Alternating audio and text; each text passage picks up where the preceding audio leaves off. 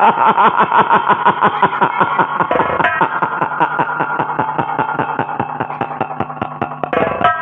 अंग्रेज के जमाने के भाई, जब हम नहीं सुधरे तो तुम क्या सुधरोगे?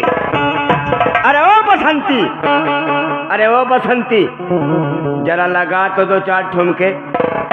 मत बसंती मत नचिए, नहीं तो तोर मारा धर्मेंद्र बोले लगी कोई का करे थे चना पर में नाचे आई है। पर कहना है मास्टर, कहना है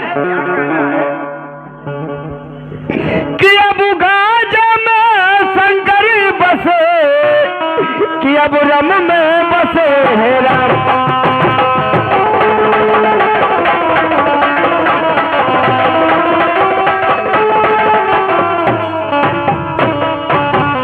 कि गाजा में शंकर बसे, कि अब रम में बसे है राम।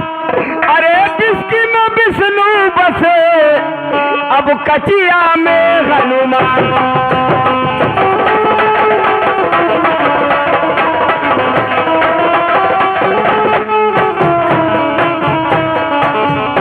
कि जय हो माई जय हो दादा, कि अब जय दादा के साथ। कि जय हो हमारे ससुर का बिटिया, अब सर पर गोद सवार।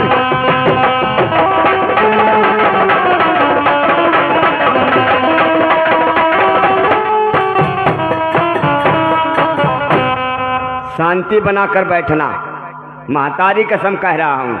अरे कोई हिला तो दुनिया से हिला दूंगा, अरे कोई हिला तो दुनिया से हिला दूंगा। और ये पार्टी अगर चाहिए तो चकलाल चंद एड्रेस बता दूंगा। एक बात और कहना है कि सात नदिया परवा से अमोर भैया नाना दी। बड़ा रामायण सुन लो ही लोगन, राम लक्ष्मण वगैरह वगैरह ये दुनिया में गावेला। कि सात नदिया परवा से अमोर भैया नाना दी। तब नाही बाबा विधवा कोइले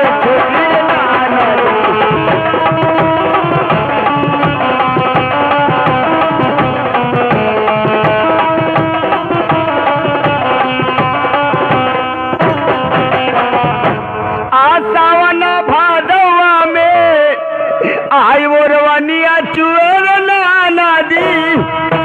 वैसे चुए मानावा हमारी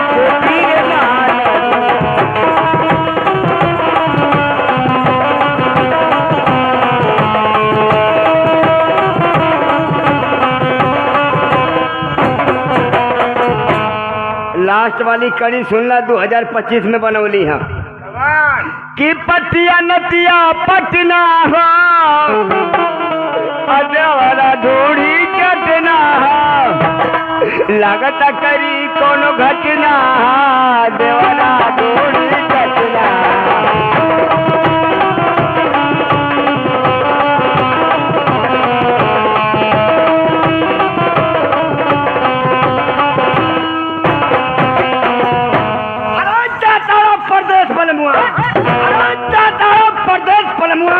हमके घर में छोड़ के अचार से पहले खाला उठ लाली से रोटी।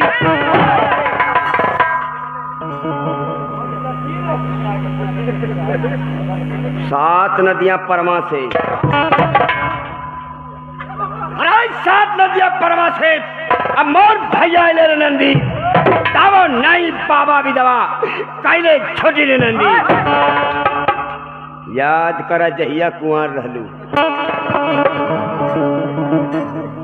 अरे याद करा जहिया कुंवर रहलू। अब प्यावा से पहले हमार साल भर मान करे सिलवट पे लोढ़ा से।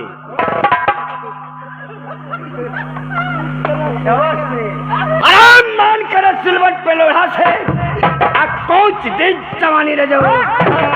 कौनो सबक संगे काटा तड़ा चानी सरऊ कह दे कह ले रजाऊ कह ले रजाऊ। आयो राम हम जाने की साराऊ कह ले बोले गड़बड़ाई का लो। अब लास्ट वाली सुन ला लोगन। साल भपा बहारा से आइल बड़े, अरे साल माल पापा बाहर से आइल बड़े हमरो मरद बकुआइल बड़े दिनों में रहिला उ घर में घुसल कारण नहीं तनको लाज शरम नैहरा से मिलल है पलाई के पलंग करे